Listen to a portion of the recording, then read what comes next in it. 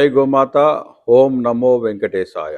చంద్రబాబు నాయుడు గారు, మీరు ముఖ్యమంత్రి అయిన తర్వాత ప్రక్షాళన తిరుమల తిరుపతి దేవస్థానం నుండి నేను మొదలు పెడతానని చెప్పడం జరిగింది. మీరు వచ్చిన కొద్ది నెలలోనే నయ్యిది కల్తీ విషయంపై మీరు చేసిన ప్రకటన ప్రపంచం మొత్తంలో ఉన్నటువంటి శ్రీవారి భక్తులు ఒక్కసారి ఆందోళనకి గురైనారు. కానీ ఆ సమస్యని పరిష్కరించడంలో మీరు టోటల్గా ఫెయిల్యూర్ అయ్యారు.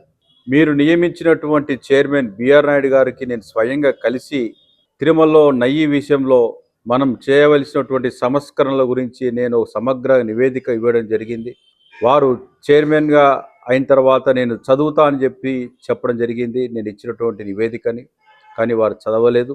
తర్వాత నేను ఆమర నిరాహార దీక్ష చేస్తా అని పిలుపునిచ్చినప్పుడు తిరుమల తిరుపతి దేవస్థానం వారు నన్ను పిలవడం జరిగింది. లిఖితపూర్వకంగా నాకు మెయిల్ ద్వారా కమ్యూనికేట్ చేశారు. నేను ఎవరికైతే ఈ ఒక సమగ్ర నివేదికని టీటీడీ అధికారులకు అందజేశానో వారిని మీరు సస్పెండ్ చేశారు.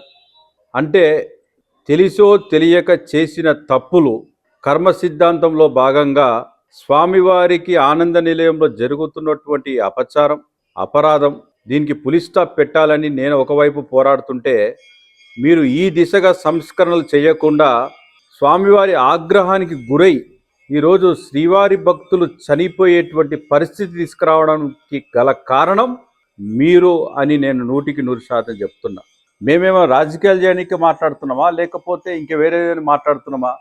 ఒరిజినల్ నెయ్యిని స్వామివారికి సమర్పించాలి, దేశవాళీ ఆవు నెయ్యిని సమర్పించాలి, క్వాలిటీని ఇంప్రూవ్ చేయాలి, క్వాంటిటీని తక్కువ చేసుకోండి లడ్డూలు అని చెప్తుంటే ఎవ్వరికి కూడా మైండ్కి ఎక్కడం లేదు. మీరు నియమించినటువంటి తిరుమల తిరుపతి దేవస్థానం పాలక మండలిని వెంటనే రద్దు చేసి ఒక ఎక్స్పర్ట్స్ కమిటీని నియమించండి.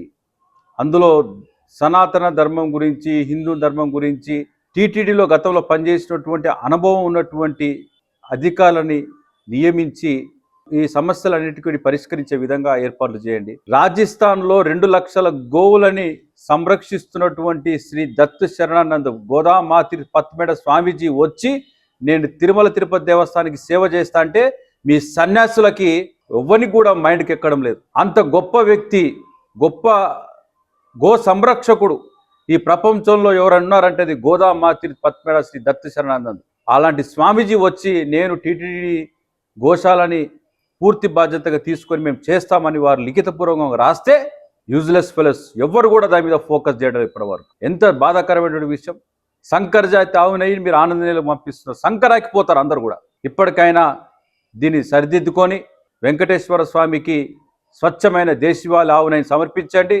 ఆంధ్రప్రదేశ్ అన్ని విధాలా బాగుంటుందనేటువంటి పూర్తి విశ్వాసం చెప్తున్నాను. లేని పక్షంలో మరిన్ని అరిష్టాలు, స్వామివారికి జరుగుతున్న అపరాధం దిక్కెళ్ళి ఆంధ్రప్రదేశ్ రాష్ట్రానికే చాలా కీడు జరగబోతున్నటువంటి విషయాన్ని కూడా నేను మరొకసారి తెలియజేస్తున్నాను. జై గోమాత.